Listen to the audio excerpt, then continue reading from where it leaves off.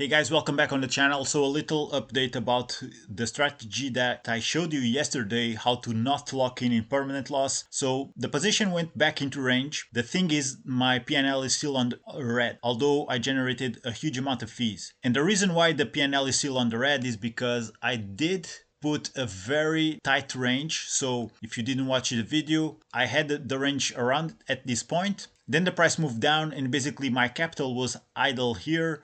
I was holding cookie 100%. As you may know, that's how the positions work. As the price drops, Ethereum gets sold to cookie, and then the price was down here. So I was holding 100% of an asset that was depreciating in price. Had the price kept going down, I would still be in a loss, of course. So what I did, and I had two options, I remind you, I could have just simply dropped my lower range until slightly above the current price and hoping for the price to go back up. If it did, I would have caught all of this volume, insane amounts of volume being generated here. I didn't. Instead, what I did is that I went with a tighter range. I didn't lock in permanent loss because my new position, I rebalanced it to be still above the current price. So I didn't lock in any impermanent loss.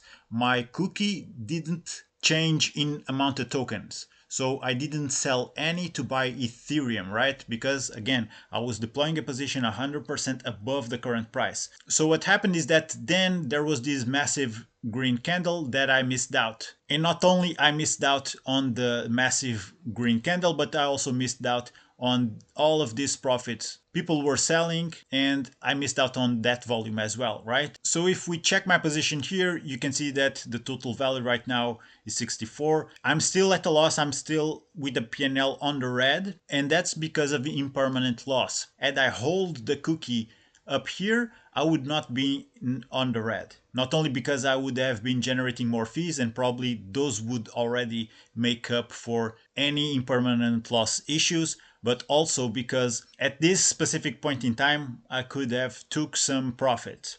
But anyways, I think this is a very interesting chart. It's performing super well. I'm not worried if price goes down. I still think this floor is quite solid. I still have my initial position here. The range, it's not generating fees anymore, but as you can see, for example, I keep telling you on my videos about yield farming with liquidity pools, I approach this with a long-term type of mentality because I deploy my liquidity into token pairs, into projects that I do have conviction on. So I'm planning to be here in the long run. If you're doing this with something like a meme coin, especially a low cap meme coin, you gotta approach it with a different mentality. But for example, you can see here that my initial position was generating fees up until January the 5th and then only back on yesterday, January the 9th. So 4 days without generating fees. But in the meanwhile, I took these fees to bet on cookie. So I bought cookie and I deployed new positions that back here they were still out of range, but I was opening new positions betting on a potential price appreciation for cookie, which it did. So I managed to catch all of this volume. So whenever you're looking at something in the long run and the price keeps going up, of course you should take profits. I'm not telling you not to.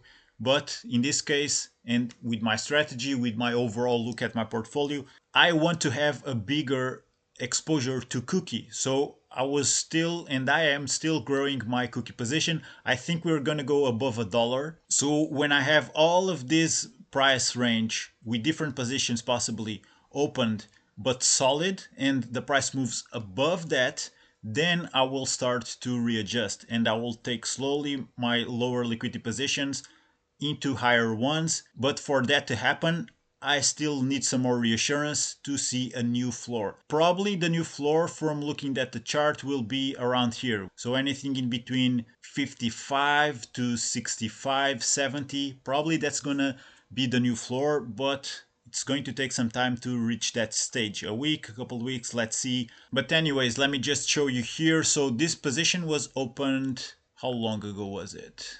So 3 days ago, right? In the meanwhile, I readjusted. So let me go back here. I need to go on positions to show you. So positions, here it is. So this has been opened for 3 days, but 34 minutes ago, I rebalanced it. Now, since I rebalanced it, it already generated me over $2, $2.50 in fees. This is very close to 5% in half an hour.